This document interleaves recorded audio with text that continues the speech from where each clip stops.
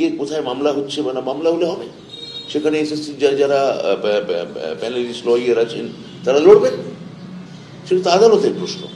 আপনারা কি একবারও ভেবেছিলেন ব্রাত্যবাবু যে দুটো পরীক্ষা ফ্রেশারদের জন্য আলাদা করে বা কন্টেন্টের জন্য আলাদা করে এরকম করা যেতে পারে? এসএসসির এবং সরকারের নির্দিষ্ট কিছু প্রেরোগেটিভ আছে, ফলে আপনারা কি ভাবছেন সেই ভাবনার উপর আমাদের ভাবনা নির্ভর করবে না। এটা এসএসসি যে রুল করেছে, এটা কোথাও সুপ্রিম কোর্ট তার বিরুদ্ধে যে মামলা হয়েছে কোথাও সেটা গ্রহণ পর্যন্ত করেনি, এবং এসএসসি যে রুল নোটিফিকেশন করা হয়েছে সেটাও সুপ্রিম কোর্ট সেটা নিয়ে কোনো আপত্তি জানায়নি। তাহলে এই প্রশ্নগুলোই আর তো থাকে না। এই প্রশ্ন আসছে কারণ হচ্ছে সুপ্রিম কোর্ট এই প্রশ্ন তুলছে যে কোথায় রায় দেখান, সুপ্রিম কোর্টে রায় দেখান। অবজারভেশন আমাদের কাছে আপনি অবজারভেশনটা কোন অবজারভেশন হয়তো আপনি বড়, মানে আপনারা কেউ বড় করছেন, অন্য কোনো গণমাধ্যম হয়তো অন্য কোনো অবজারভেশন বড় করছে। অবজারভেশন বা মন্তব্য এটা তো একটা আর্গুমেন্টের সময় একটা হতেই পারে একটা আদালতে 2.5 ঘন্টা 3 ঘন্টার মধ্যে, সেটা দিয়ে আদালত বা আইনের কিছু আমার যায় আসে বলে মনে হয় না। আমি আপনি যেটা নিয়ে কথা বলতে পারি বা চর্চার পরিসরে আসতে পারে সেটা হচ্ছে যেটা রায় রিফ্লেক্ট করছে। এই ধরনের কোনো রায় কি আছে? উত্তর হচ্ছে না, নেই। আপনি যেটা বললেন বাস। আরেকটা হচ্ছে গোটা এই সমস্ত মামলা পর্বটা হাইকোর্টে শিফট করা হয়েছে। আপনার মনে হয় না মানে মানে আপনার মনে হয় যে 31 ডিসেম্বরের যে ডেডলাইন, সেই ডেডলাইনের মধ্যে সবকিছু করা যাবে এই মামলা চললে? আমরা তো গভীরভাবে আশাবাদী। মাননীয় সুপ্রিম কোর্ট আমাদের যে সময়সীমা বেঁধে দিয়েছেন এবং বোঝাই যাচ্ছে সময়সীমা তার বেঁধে দেওয়ার পক্ষে, এবং যেভাবে তাদের মামলা তাদের যে রায় সেটা হচ্ছে যে যোগ্য চাকরি প্রার্থীরা যাতে কোনোভাবে ক্ষতিগ্রস্ত না হন সেদিকে সুপ্রিম কোর্ট নজর রেখেছে, যে যোগ্য চাকরি প্রার্থীরা যাতে আবার তাদের একটা দ্বিতীয় যাকে বলে লাইফ লাইন সুপ্রিম কোর্টই দিতে চাইছেন, এবং তারা এখানে খেয়াল রাখছেন যে এদের যাতে কোনো অসুবিধা না হয়। তো এখানে আপনারা বা যদি বিরোধীরা বলেন যে না এরা চাকরি পাবে না, এদের ক্ষেত্রে দ্বন্দ্ব আছে, আমরা সেটা মানতে রাজি নই।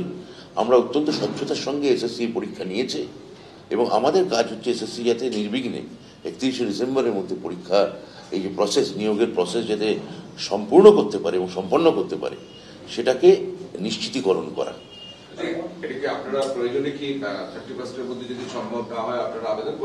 সেটা দেখুন, সেটা তো এক্ষুনি এইভাবে আমরা এখন 31শে ডিসেম্বরের মধ্যে শেষ করার ব্যাপারে আশাবাদী। এরপরের প্রক্রিয়া যদি শেষ করা না যায়, 50 লাখ যাচাইকরণ ইত্যাদি ইত্যাদি যা আছে, তখন এসএসসি কি করবে সেটা এসএসসি নিশ্চয়ই আইনি পরামর্শ করে আমাদের থেকে মত চাইবে। একটা নির্দিষ্ট প্রশ্ন, আপনারা একজন ফিজিক্যালি ডিসেবলড টেন্টেড ক্যান্ডিডেটকে লিস্টে রেখেছিলেন, এসএসসি রেখেছিল, তারপরে সুপ্রিম কোর্টেও সেটা মান্যতা পেয়েছে যে রাখা যায় না। এই মামলার গ্রাউন্ডগুলো তো তৈরি হচ্ছে। দেখুন, এসএসসি যেটা বলেছিল, আমি এই সুপ্রিম কোর্ট যেটা এসএসসি কে বলেছিল, 1 নম্বর হচ্ছে যে কোনো দাগি ক্যান্ডিডেটকে রাখা যাবে না। কেউ হয়তো অনলাইনে অ্যাপিল করেছেন, যাচাইতে সেটা বাদ গেছে ভেরিফিকেশনে।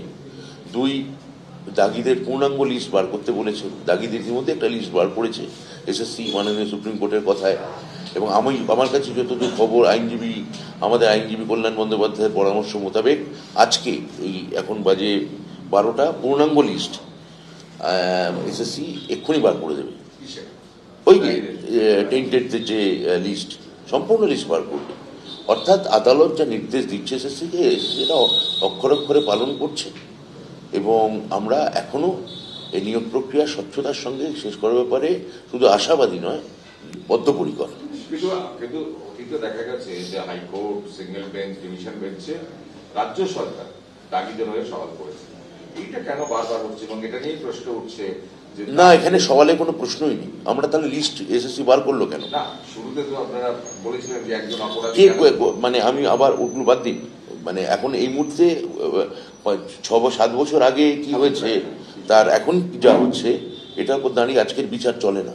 সামনে বিধানসভা নির্বাচন রয়েছে, এই নিয়োগ প্রক্রিয়া হলে কোথাও তৃণমূল কংগ্রেস অ্যাডভান্টেজ পাবে বলে মনে করা হচ্ছে, সেটা আটকাতেই কি বারবার এই ধরনের মামলা? দেখুন, বিরোধীরা তো এই ধরনের চেষ্টা চালাবেই যাতে তৃণমূল কংগ্রেসের সরকার, মাননীয় মুখ্যমন্ত্রী মমতা বন্দ্যোপাধ্যায়ের সরকার যাতে নিয়োগটা করতে না পারে।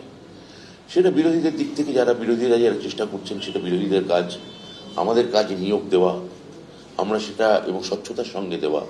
আমি তার পদ্ধতিগুলো বলেছি যে আপনি একটা ভারতবর্ষে একটা এসএসসি দেখান যারা একটা কার্বন কপি দিচ্ছে উত্তরপত্রের সঙ্গে, যারা সম্পূর্ণ প্রশ্ন ওয়েবসাইটে আপলোড করছে চ্যালেঞ্জ করুন বলে, এবং যারা সমস্ত কাদের ইন্টারভিউতে ডাকা হবে তারও পূর্ণাঙ্গ লিস্ট তুলে দিচ্ছে। তো এইখানে বোঝাই যাচ্ছে মাননীয় কোর্টও বুঝেছেন যে আমাদের কাজ হচ্ছে আমরা পুরোটা এটা মানে স্বচ্ছতার সঙ্গে কাজটা করতে চেয়েছি। এবার বিরোধীদের যে প্রসঙ্গটা বললেন, বিরোধীরা কাজ করবে। এবার আমি মনে করছি না যে বিচারক ভেদে বা কোর্ট ভেদে আইন বা বিচার বদলায়। কেউ ভাবতে পারেন এই হাইকোর্টে এসছে, আমি মনে করি না যে কোনো বিচারপতি ওইভাবে বায়াস করতে পারে, এটা আমার বিশ্বাস। কারণ ওটা আইন, বিষয়টা আইন নিয়ে কথা হবে। এখানে আমরা কি বলতে পারি? আর রাজনৈতিক অভিসন্ধি আপনারা যেটা বলছেন, রাজনৈতিক অভিসন্ধি তো বিরোধীদের থাকতেই পারে, বিরোধীদের একটা লক্ষ্য থাকতে পারে আমাদের ক্ষমতাচ্যুত করা। কিন্তু মাননীয় মুখ্যমন্ত্রী যে কাজ করে গেছেন, যে কাজ করছেন, এবং এই নিয়োগ যে স্বচ্ছতার সঙ্গে সরকার দিতে চাইছে, এসএসসি দিতে চাইছে, সেটাকে আমরা এনশিওর করব। ওকে, একটা পৃথক বিষয়, সেটা হচ্ছে ডিমের দাম প্রচন্ড বাড়ছে, স্কুলে ডিম দেওয়া যাচ্ছে না। সেন্ট্রালকে কি বলবেন একটু টাকা বাড়াতে? আর সেন্ট্রাল তো আমাদের মিড ডে মিলের যে বকেয়া টাকা, সেই টাকাটাই দেয়নি। আগে ডাল ভাতের টাকাটা দিক, এটা তো মুখ্যমন্ত্রী তার কোষাগার থেকে টাকা দিচ্ছে। ডাল ভাতের টাকাই কেন্দ্রীয় সরকার দেননি, তবে তো ডিমের টাকা। আমার মনে হয় না যে ডিম টাকা দেওয়ার ব্যাপারে কেন্দ্রীয় সরকার খুব দেবেন, কারণ ওরা তো গোটা ভারতবর্ষ জুড়ে নিরামিষ খাওয়াতে চাইছে, তাই না?